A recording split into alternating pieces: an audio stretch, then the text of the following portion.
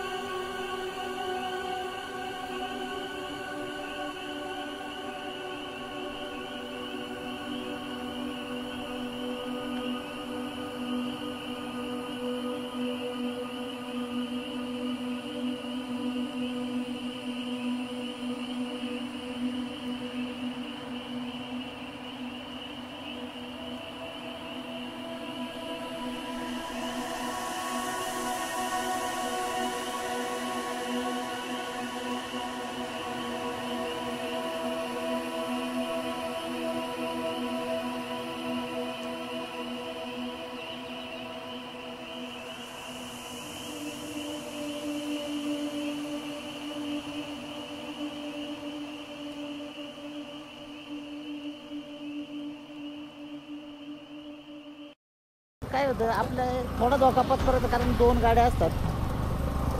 आपण त्यांना थोडं सावध करू, व्यवस्थित डिस्टर्ब नाही करत आपण त्यांना, म्हणजे काय उठवण्याचा प्रयत्न नाही करायचा. जर बिबट्या जर दिसला तर त्यांना सांगू शकतो आपण, बुवा अशा इतक्या अंतरावरती बिबट्या आहे, तुम्ही सावध राहा, झोपा. खाली बस माझी गाडी एवढं बॅलन्स नाही माझा. आता हे बघ, हा रस्ता काय आहे, तुला धोकादायक ते सांगतो. स्लिप तर नाही, स्लिप तर नाही ते, पण इथं वळवायला चान्स नसतो. आलं का लक्षात? बोलणं सोपं असतं एक इथं.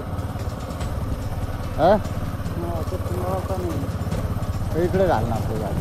आता समजा इथे टर्न टाकत वळवणार.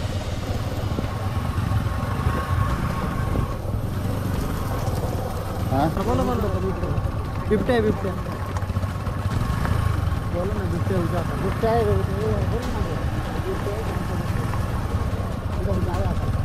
मी सांगतो की बिबट्या नाही. अरे या लवकर, बिबट्या आहे.